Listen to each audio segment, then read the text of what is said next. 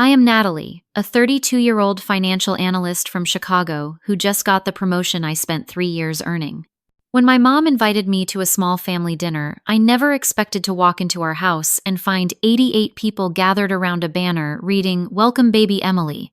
My mother laughed at my shocked expression and casually said, "We spent your bonus on family joy." I stayed quiet and replied, "Noted." Before I continue with what happened next, let me know where you are watching from in the comments, and hit that subscribe button if you want to hear how I handled this family betrayal. Growing up in suburban Minnesota, I never had what most would consider a normal childhood when it came to finances. My parents, Karen and Thomas, were loving in many ways, but had a problematic relationship with money that affected our entire family. Dad worked as a high school teacher, while Mom jumped between part-time retail jobs, never quite finding her footing in a career. Their paychecks disappeared almost as quickly as they arrived, spent on impulsive purchases, unnecessary home renovations, and what they called making memories through expensive outings we could not afford. By the time I was 10, I understood the anxiety of watching bill collectors call our home. I learned to dread the sound of the phone ringing in the evening hours. My little sister Emily, 4 years younger than me, remained blissfully unaware of these stresses. My parents shielded her from financial realities while paradoxically involving me in adult conversations about money problems. "Natalie understands these things," my father would say proudly when I would help calculate which bills could wait another month. This financial instability shaped my approach to life. While Emily grew up carefree and socially confident, I became cautious and academically focused. I worked part-time jobs from age 16, saving nearly every dollar. When college application time arrived, I strategically applied for scholarships and financial aid, knowing my parents had saved nothing for my education, despite years of promises. The boundary issues extended beyond money. My mother read my diaries throughout middle school, claiming she needed to know what was happening in my life. My father would volunteer me for family obligations without asking, insisting that family comes first whenever I protested. My space-time and eventually my financial resources became community property in their eyes, while Emily remained protected from these expectations. Through determination and countless all-nighters, I graduated from the University of Minnesota with a finance degree, carrying only minimal student loan debt thanks to my scholarships and campus jobs. I turned down a position near my hometown, instead accepting an entry-level analyst role in Chicago at Fraser Investment Management. The distance was deliberate, a buffer I created to establish independence. For 3 years, I worked 70-hour weeks, taking on extra projects and skipping holidays to prove myself. My tiny studio apartment was all I could afford, but it was mine free from financial entanglements with my family.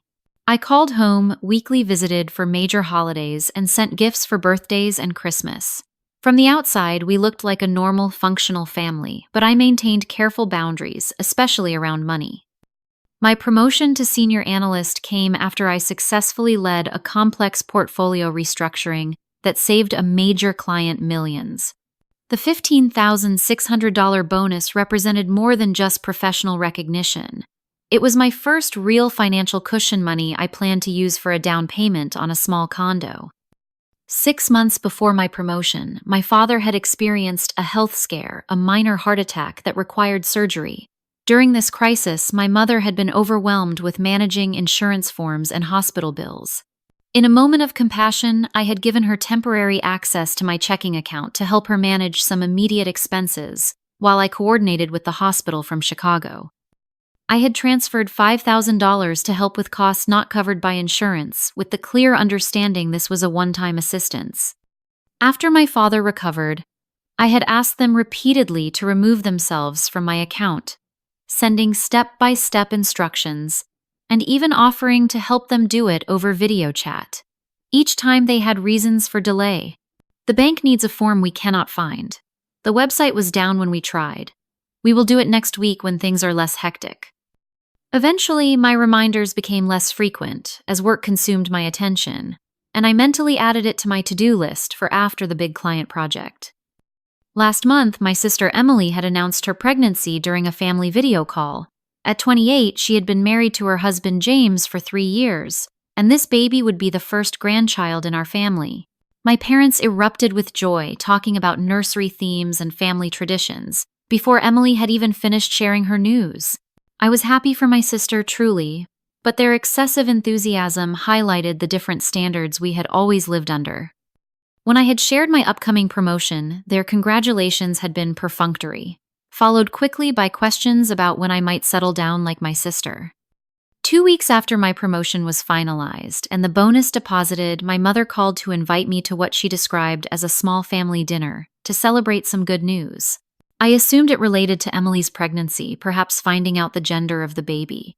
With my new position slightly more flexible than before, I booked a weekend flight to Minnesota, expecting to join 10 or 15 family members for a casual gathering. Nothing fancy, my mother had insisted. Just immediate family and a few close relatives. No need to dress up. That should have been my first warning sign. In my family, not fancy had always been code for extravagant plans they did not want me to question in advance. The first sign that something was wrong came when my taxi turned onto my parents' street. Cars lined both sides of the normally quiet suburban road, forcing us to stop nearly a block away. As I paid the driver and retrieved my weekend bag, I noticed balloons tied to the mailbox and a professionally printed banner hanging across the garage door reading "Baby shower parking this way" with pink and blue arrows. My stomach tightened as I walked toward the house, counting at least 30 vehicles. This was clearly not the intimate family dinner I had been promised. I checked my phone, wondering if there had been some miscommunication, but my mother's text from that morning simply said, "Excited to see you tonight, dinner at 6." As I approached the front door, I could hear music and laughter from inside. Colorful streamers hung from the porch ceiling, and a chalkboard sign welcomed guests to Emily's baby celebration. Taking a deep breath, I knocked, then immediately questioned why I was knocking at my parents' house like a stranger. The door swung open to reveal my cousin Amber, whom I had not seen in at least 2 years. She squealed with delight and pulled me into an unexpected hug. "The aunt of honor is here," she announced to the crowded entryway. Suddenly, I was surrounded by faces, some familiar and others barely recognizable. Distant relatives, family, friends, and people I had never met reached out to touch my arms and shoulders, congratulating me on becoming an aunt, as if I had accomplished something remarkable. I forced a smile, while internally calculating how quickly I could find my parents for an explanation. The living room and dining room had been transformed with elaborate decorations. A professional photographer snapped pictures in front of a custom backdrop featuring a sleeping cartoon baby. A dessert table stretched along one wall displaying cupcakes, cookies, and cake pops in pastel colors. Gift bags lined another table with "Thank you for celebrating with us" tags. The kitchen island was covered with catered food in warming trays, nothing like the home-cooked meal I had expected.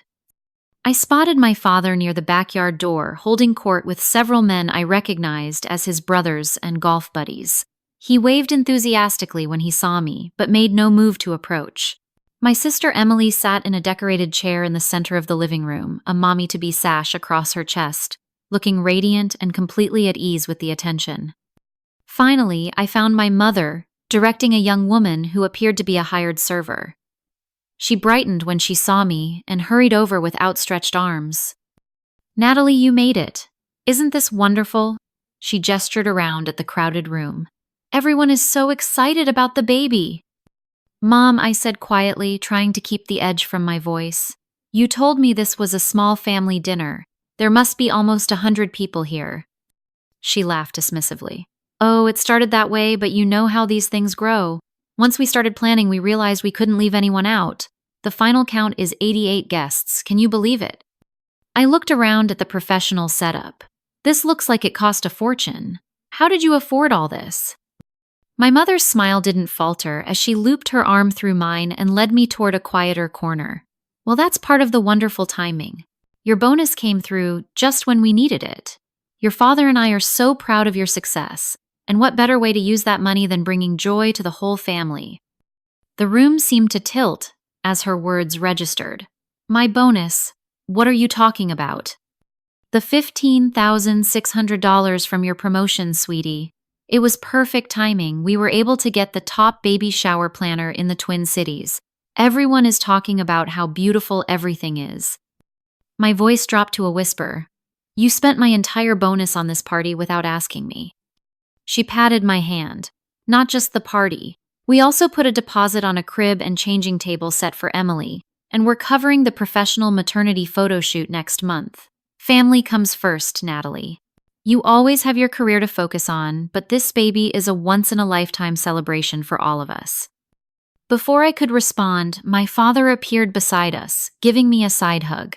There's my successful daughter, making the family proud and helping us throw the best party this neighborhood has seen in years. Dad, did you authorize taking money from my account for this? I asked, struggling to keep my voice steady. He waved his hand dismissively. Your mother handled the details, but we knew you'd want to contribute. You can always earn more money with that fancy job of yours, but family moments like this are priceless. As if on cue, the crowd's attention shifted as Emily opened a large gift, exclaiming over a high-end stroller that I immediately recognized from the baby store website I had browsed when selecting my own gift for her, a sensible contribution to her baby fund. The stroller cost over $1,000, and based on the tag, my mother was now proudly displaying to the guests it had been purchased with love from Grandma and Grandpa. With my money, I stood frozen, trying to process what was happening. The noise of the party faded as I calculated the expenses surrounding me. The professional photographer alone would cost hundreds.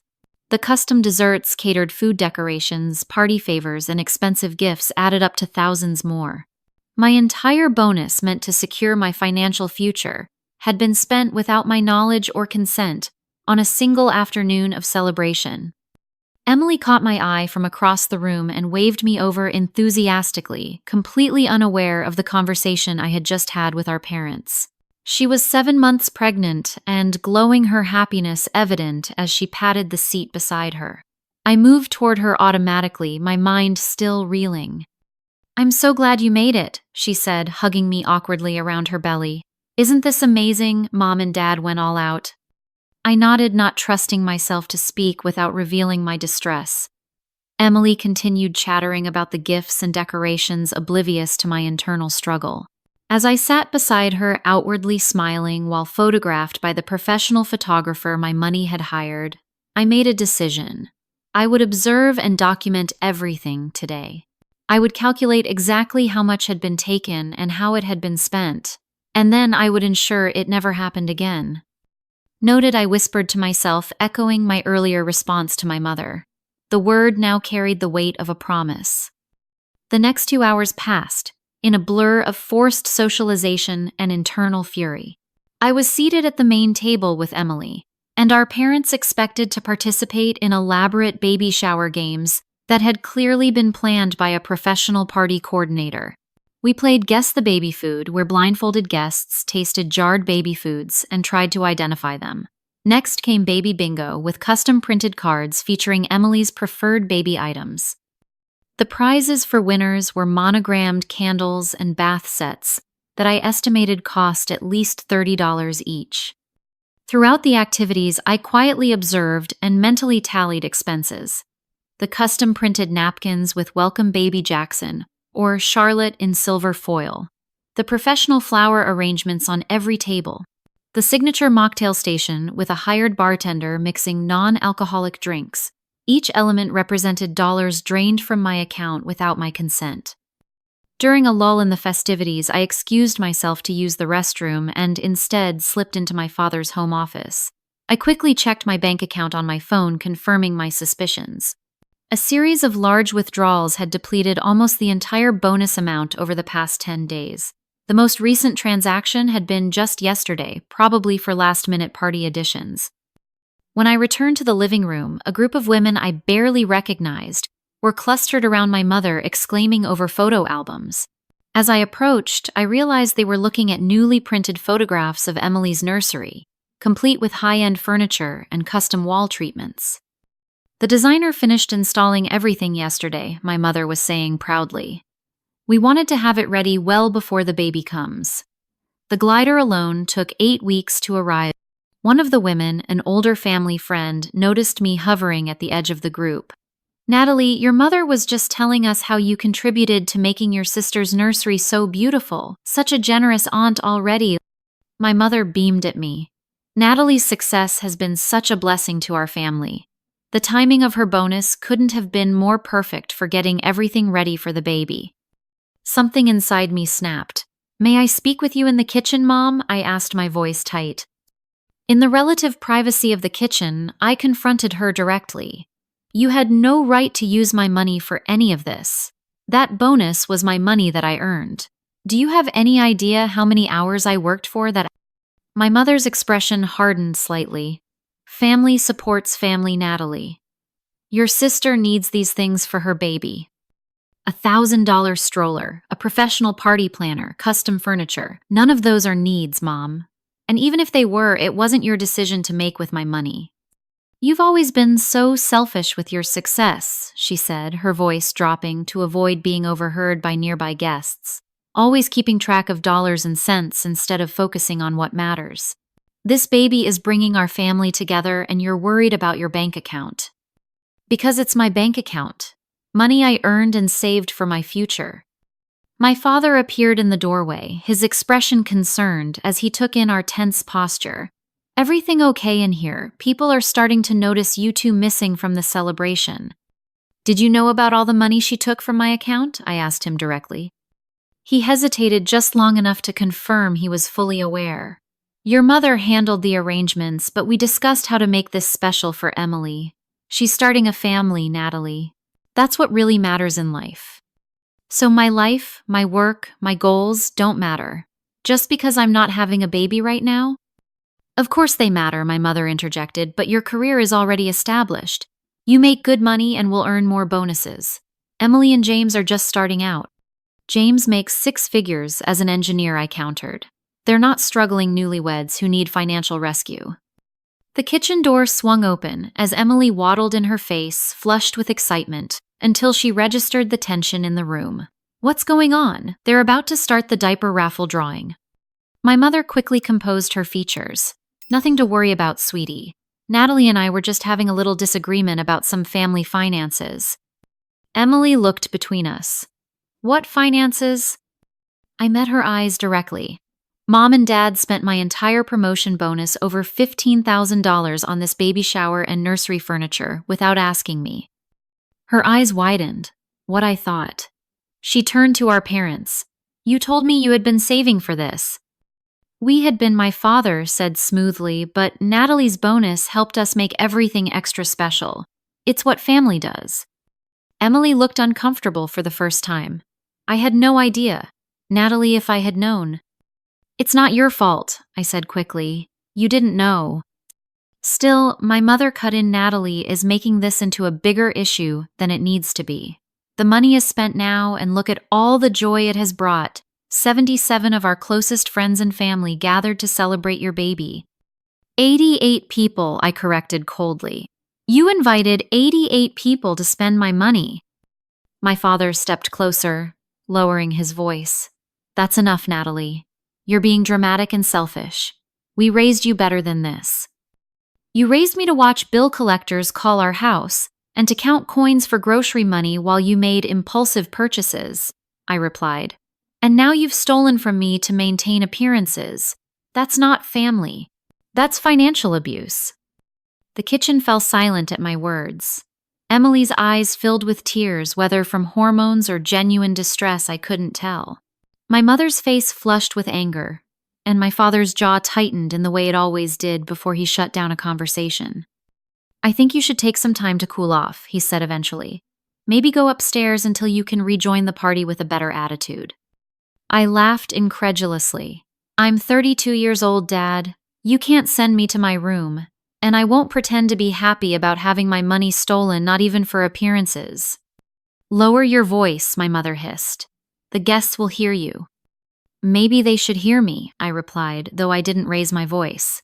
Maybe they should know this elaborate party was funded by theft. Emily placed her hand on my arm. Please, Natalie, this is supposed to be a happy day.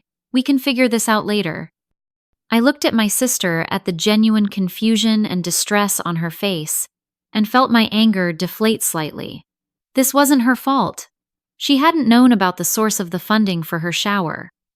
"You're right," I said after a moment. "This is your day and I won't ruin it.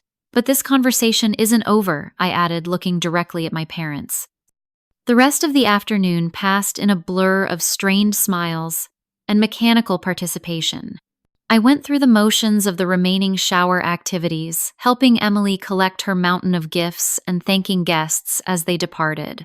With each passing minute, my determination grew. This would be the last time my parents leveraged my resources without consent. By 6 o'clock, as the final guests were leaving, I had made my decision. I approached my parents in the debris-filled living room, where they were counting gift cards and creating a list of thank you notes for Emily. "I'm heading back to my hotel," I said calmly. "I have an early flight tomorrow morning." "You're not staying here tonight?" my mother asked, surprise evident in her voice. We had always stayed in our childhood bedrooms during visits home. "No," I replied simply. "I need some space to think."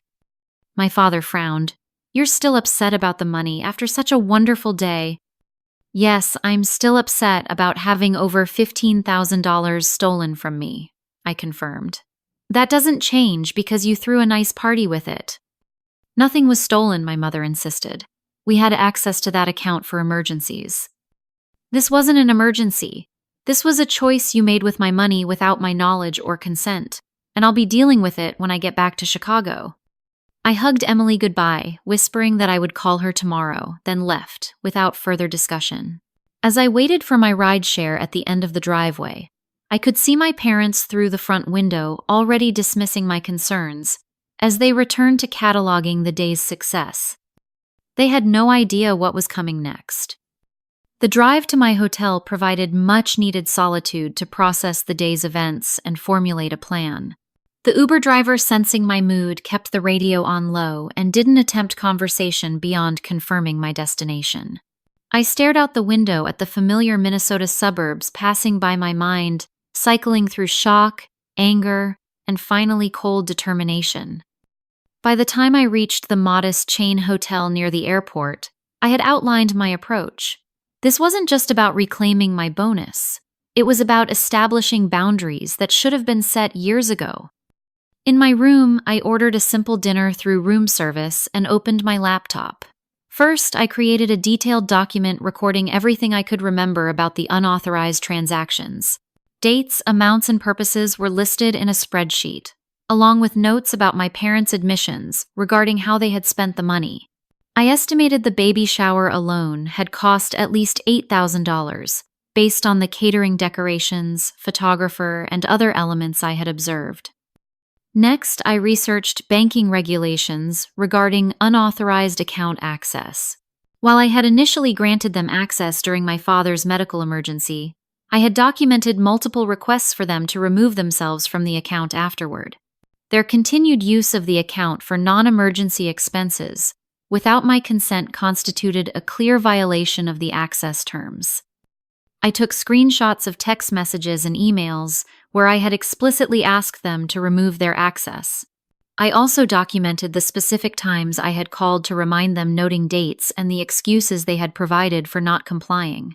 This careful documentation would be crucial if they attempted to claim I had approved the expenditures. At 11:30 that night, I called the emergency banking support line for my financial institution. The representative listened carefully as I explained the situation. "I need to secure my accounts immediately," I told her. "I previously authorized my parents as emergency contacts on my checking account during a family medical situation, but they have since used that access to make unauthorized withdrawals totaling over $15,000. The representative, professional and non-judgmental, walked me through the immediate security options. First, we changed all passwords and security questions for my online banking access. Next, we added two-factor authentication, requiring approval through my personal cell phone for any transactions over $100. Most importantly, we froze the compromised checking account to prevent any further withdrawals while the investigation proceeded. I also want to dispute several transactions from the past 2 weeks. I said, referring to my spreadsheet. I can provide evidence that these were made without my authorization. She created a case number for the disputed transactions and explained the investigation process. While the bank reviewed my claim, I would need to open a new account where I could transfer any remaining funds from the compromised account once it was unfrozen. After setting up the new account with enhanced security features that only I could access, I methodically documented each step I had taken, including the case number and the name of every bank representative I spoke with. The entire process took nearly 2 hours, but by 1:30 in the morning, I had secured my finances and initiated the process to recover the unauthorized withdrawals. The final step was the hardest emotionally. I drafted a formal email to my parents, detailing the actions I had taken and why they had been necessary. I kept the language factual and unemotional, stating clearly that their unauthorized use of my accounts constituted financial abuse and that I had initiated proceedings to recover the funds. I explained that all shared accounts had been frozen and that new accounts had been established that they would not have access to under any circumstances.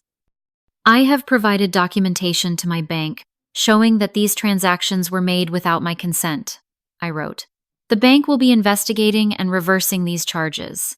If you have any receipts or documentation for the purchases made with these funds, I suggest you retain them as the vendors may contact you when the charges are reversed. I concluded by stating that we would need to establish clear boundaries regarding my finances moving forward, and that any future relationship would depend on their respect for those boundaries. I didn't send the email immediately, saving it as a draft to review in the morning when I was less emotionally drained.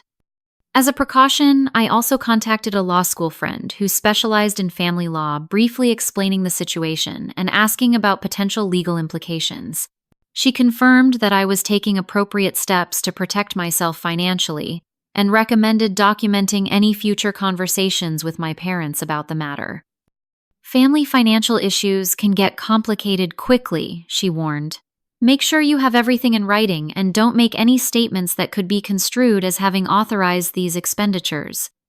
By 2 in the morning, physically and emotionally exhausted, I turned off my phone and prepared for bed. The weight of the day's discoveries and the decisive actions I had taken left me feeling both drained and strangely empowered. For the first time in my adult life, I had drawn a clear, non-negotiable line with my family regarding my resources. Though the confrontation ahead would be difficult, I felt a sense of clarity about the path forward. As I drifted towards sleep, I realized that the $15,600, while significant, was ultimately just money. The real value of my actions tonight was in reclaiming my autonomy and establishing that my boundaries deserved respect, regardless of family expectations. The property that had truly changed hands tonight wasn't financial. It was the recognition of my right to determine how my resources were used, a right I should never have had to defend against the people who raised me. My phone exploded with notifications the moment I turned it back on at 6 the next morning. 17 missed calls from my parents. 34 text messages ranging from confused to angry to pleading. 5 voicemails, each progressively more panicked than the last. I listened to them while packing my overnight bag, my mother's voice transitioning from indignant. "What do you mean our cards were declined at breakfast?" to desperate. "Please call us immediately, this is serious." To tearful. "How could you do this to your family?" I had slept surprisingly well, despite the circumstances, waking with renewed clarity about my position. After reviewing the email I had drafted the night before, I made a few minor edits to ensure the tone remained factual rather than accusatory. Then hit send. Within minutes, my phone rang with my father's number displayed on the screen. I declined the call and texted instead. "I've sent an email explaining the actions I've taken regarding my accounts. Please read it before calling again. I'm about to board a flight and will not be available by phone until this afternoon." This wasn't entirely true. My flight wasn't for another 3 hours, but I needed time to prepare myself emotionally for the conversation that would inevitably follow. I checked out of the hotel and took a shuttle to the airport, where I found a quiet corner in a coffee shop to collect my thoughts. By 9 o'clock, a new email appeared from my mother, the subject line reading, "This is an emergency." The body contained a single paragraph. Your father and I are stranded at Perkins with no way to pay for breakfast. The baby shower vendors are calling because their final payments were declined. Emily is in tears because the nursery furniture delivery was canceled. How could you do this to us without warning? This is cruel and unnecessary. Call us immediately. I took a deep breath and composed a brief, clear response. The emergency here is that you took over $15,000 from my account without permission. I've initiated the process to recover those funds. The vendor's issues are a result of your unauthorized spending, not my protection of my own finances. I suggest you use your own credit cards or checking accounts to cover these expenses. Within minutes, my sister Emily texted, "What's going on? Mom and Dad are freaking out about accounts being frozen. They say you're punishing me for the baby shower." I called her immediately, wanting to ensure she understood my actions weren't directed at her. "Emily, I'm sorry you're caught in the middle of this," I began when she answered.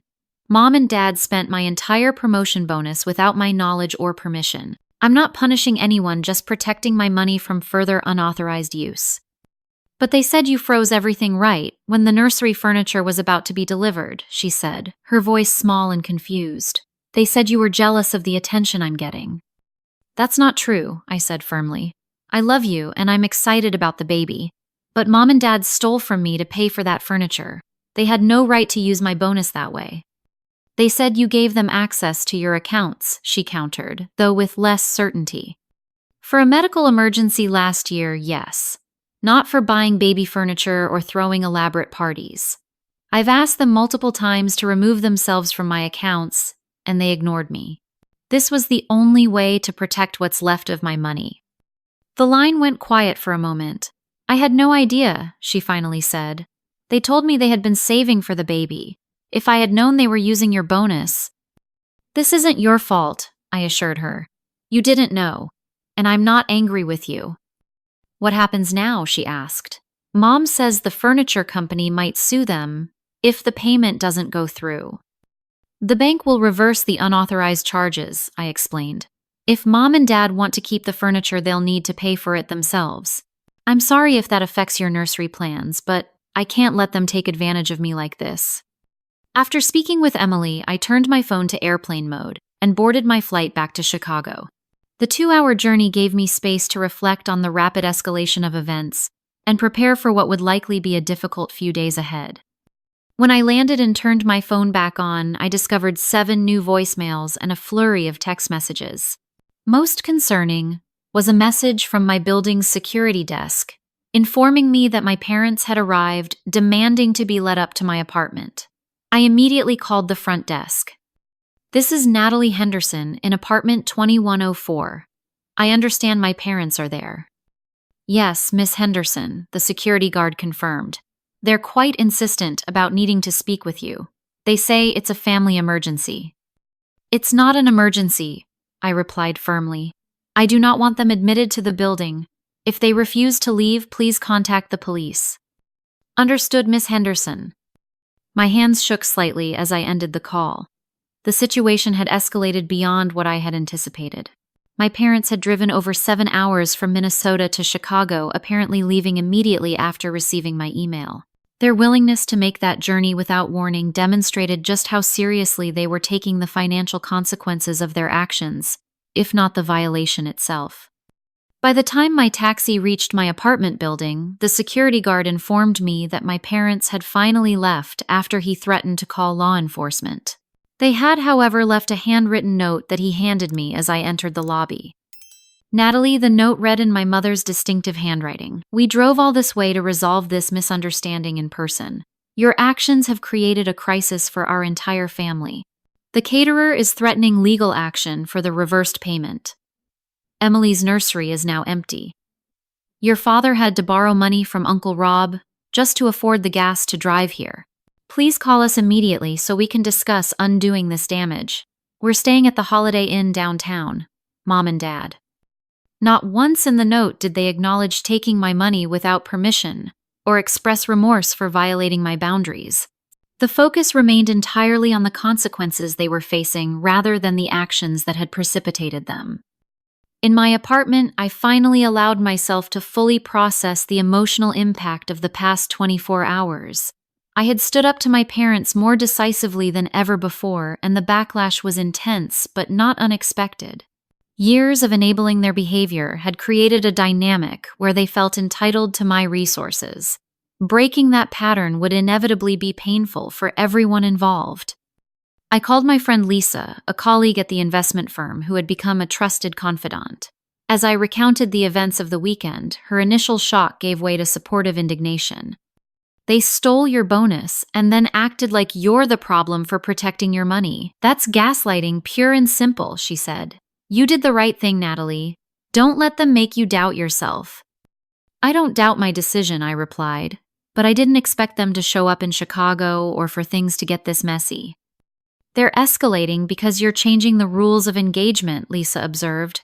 "They've always counted on you giving in to keep the peace. Now that you're standing firm, they're pulling out all the stops to regain control." After speaking with Lisa, I contacted the therapist I had been seeing sporadically since moving to Chicago. Dr. Marquez agreed to a virtual emergency session that evening, during which she helped me process my feelings and prepare for potential confrontations in the coming days. "What you're describing is a classic family system disruption," she explained. "You've changed the established dynamic by setting a firm boundary, and the entire system is responding with resistance. This is painful but necessary if you want healthier relationships moving forward." By Monday morning, my bank had confirmed that 16 separate transactions to various vendors had been flagged for investigation. The process of reversing these charges would take 7 to 10 business days, during which time my parents would likely continue pressuring me to withdraw my claims. I drafted a clear professional email to my supervisor explaining that I was dealing with a family financial situation that might require some flexibility in my schedule over the coming week. Without sharing excessive details, I noted that I might need to take personal calls during the day and potentially 1 or 2 personal days if legal matters arose. As I prepared for the work week ahead, I felt a strange mix of exhaustion and resolve. The property that had changed hands wasn't just financial anymore. It was the power dynamic in my family shifting from their control to a more balanced relationship where my boundaries would need to be respected.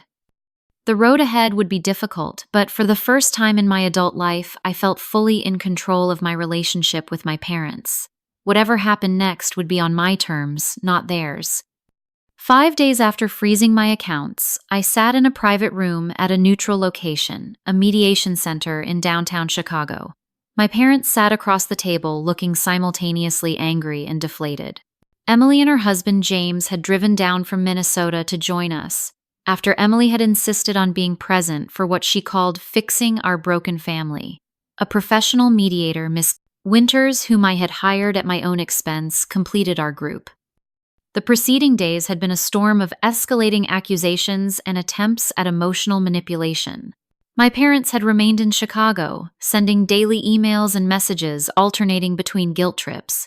Emily cried herself to sleep last night, worrying about the baby's room and threats. "The caterer's lawyer will be contacting you directly about the reversed payment." They had attempted to contact my supervisor at work, though thankfully our firm's strict privacy policies had prevented them from reaching him. Through it all, I had maintained my position, responding only with brief factual statements reiterating that the funds had been taken without my permission, and that the bank's investigation would proceed regardless of their pressure. Tactics. By Wednesday, my bank had confirmed that all 16 disputed transactions would be reversed with funds returning to my new secure account within 5 business days. Now seated in the calm, neutral space of the mediation center, the emotional temperature had cooled somewhat. My parents looked tired, the fight partially drained from them by days of unsuccessful attempts to regain control of the situation. Miss Winters began by establishing ground rules for our discussion. "We're here to address a serious breakdown in family communication and boundaries," she explained. "Each person will have uninterrupted time to share their perspective. Our goal is understanding and resolution, not assigning blame." When my turn came to speak, I had a prepared statement that I had refined with Dr. Marquez's help.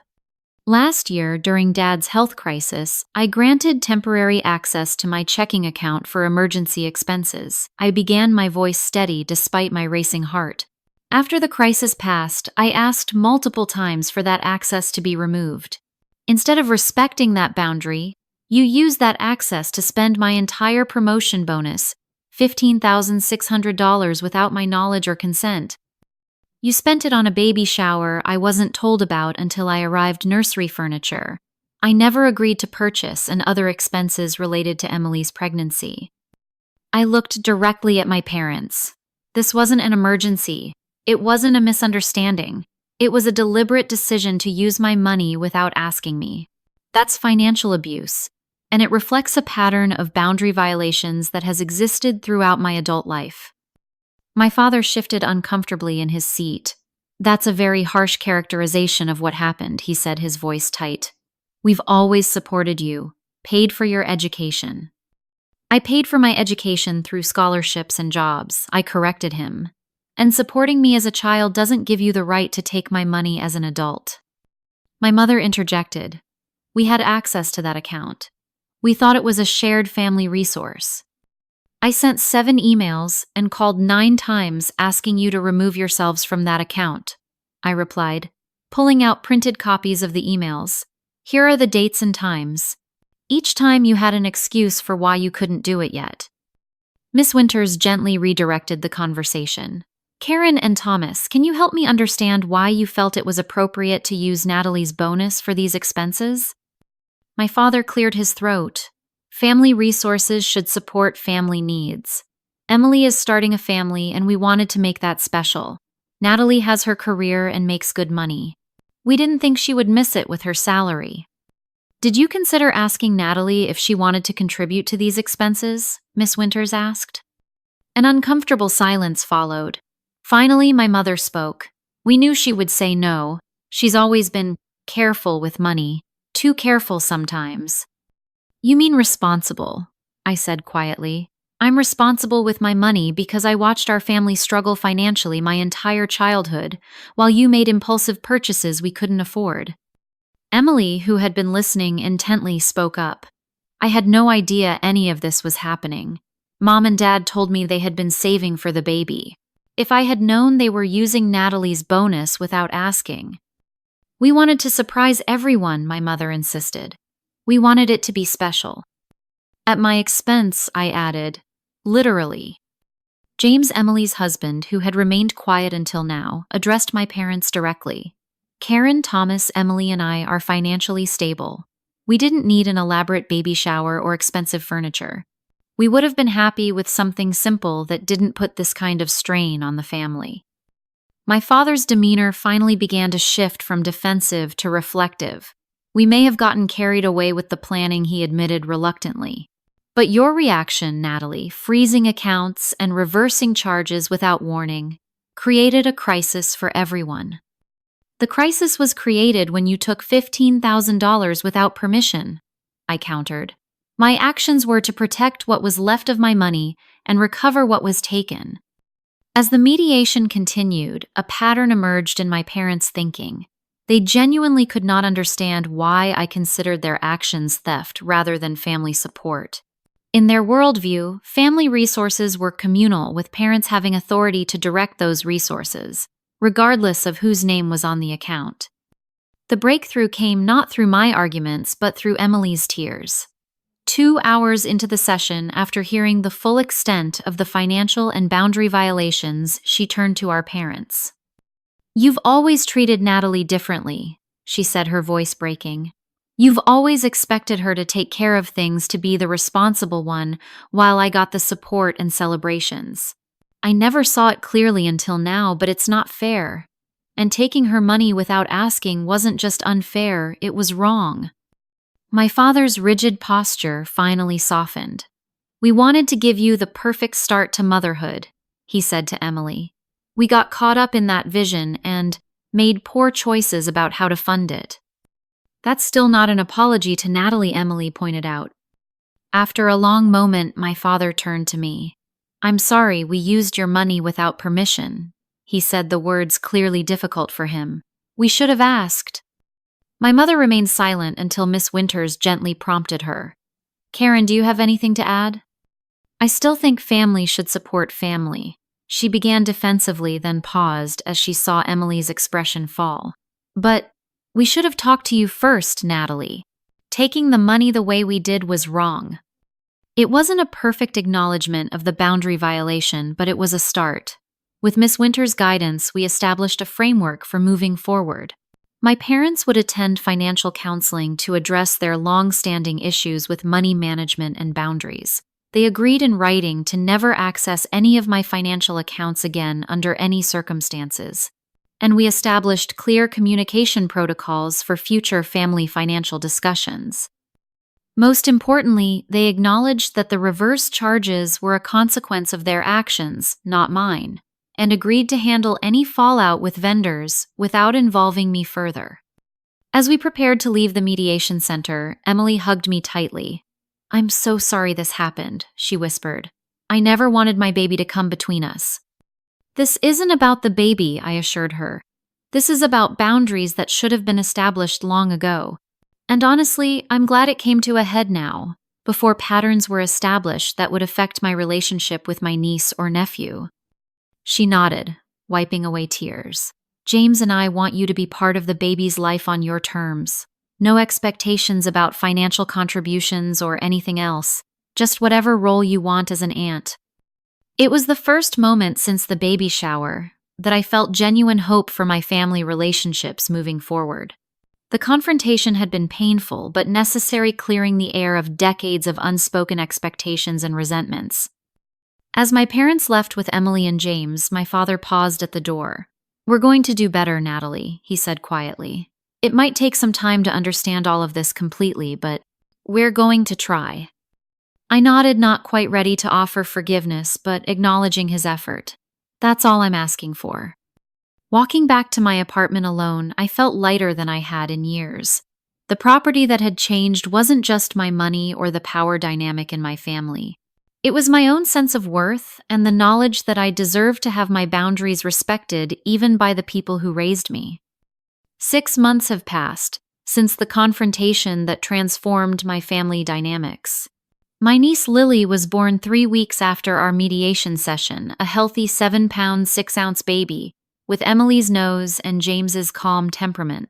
I was in the waiting room during her birth, having chosen to be present without being in the delivery room itself, a boundary my sister now understood and respected.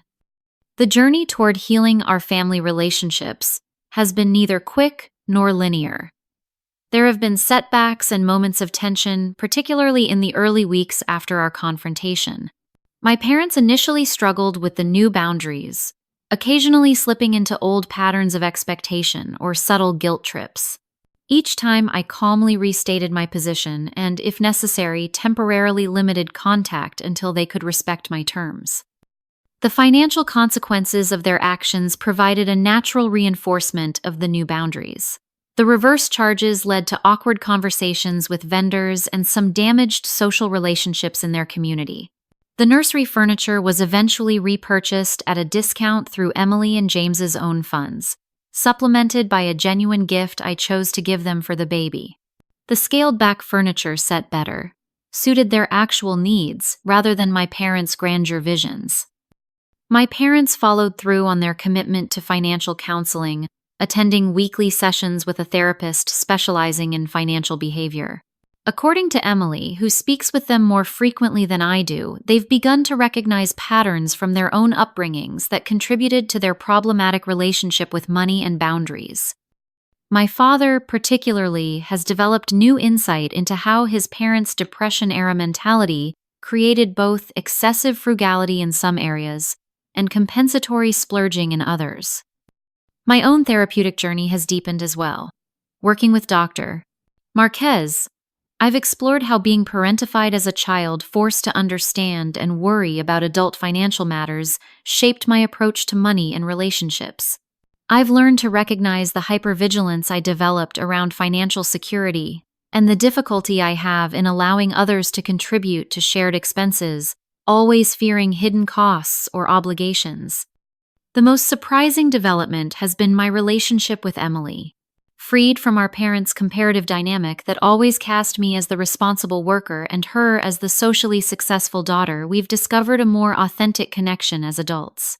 She calls me for advice about returning to her teaching career after maternity leave, while I seek her perspective on social situations that have always been her strength. When I visit Minnesota now, I often stay at her house rather than our parents' home, building a relationship with baby Lily on my own terms. Professionally, the clarity and confidence I gained from standing firm on my boundaries has translated into greater assertiveness at work.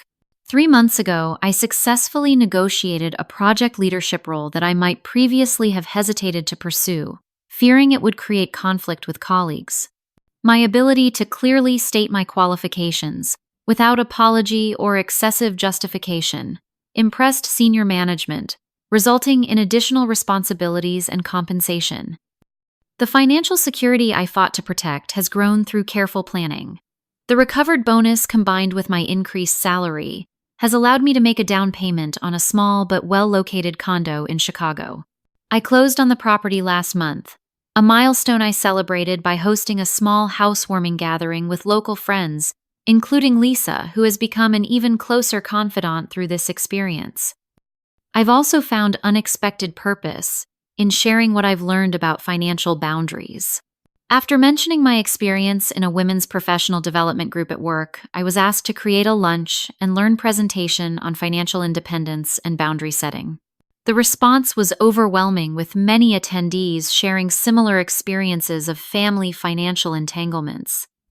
I've since developed this into a more comprehensive workshop that I've presented at 3 community centers in Chicago. My relationship with my parents continues to evolve gradually. We speak twice monthly by phone, with conversations that remain somewhat surface level, but are no longer fraught with tension. I visited them briefly during my last trip to Minnesota, a day visit that ended before old patterns could reemerge. My mother has begun asking permission before making suggestions about my life or career, a small but significant change that acknowledges my autonomy. The most profound change, however, has been internal. The young girl who grew up watching bill collectors call and feeling responsible for family financial stability has been replaced by a woman who understands that caring for others does not require sacrificing her own boundaries. I've learned that true family support is mutual and consensual, not extracted through guilt or obligation. Last week, as I rocked baby Lily in the nursery, furnished with items chosen through genuine care rather than compulsion, Emily asked me what I thought our parents had learned from everything that happened. "I think they're learning that love and respect have to go together," I replied after considering the question. "That supporting family means honoring each person's right to make their own choices, not just doing what you think is best for them." "That's what I want for Lily," Emily said, watching her daughter drift toward sleep in my arms. "To know she's loved unconditionally, but also respected as her own person." "Then you've already learned the most important lesson from all of this," I told her. As I reflect on the journey from that shocking moment at the small family dinner to where I stand today, I realize that the property that changed most fundamentally was not financial. It was the recognition of my inherent worth and right to self-determination, a property no one can take without my consent. Have you ever had to establish difficult boundaries with family members who didn't respect your financial independence? How did you handle that conversation? And what was the outcome? I'd love to hear your thoughts in the comments below. If this story resonated with you, please like and subscribe to hear more about navigating complicated family dynamics and building healthy boundaries. Thank you for listening to my journey, and remember that protecting your own well-being isn't selfish, it's necessary for authentic relationships to flourish.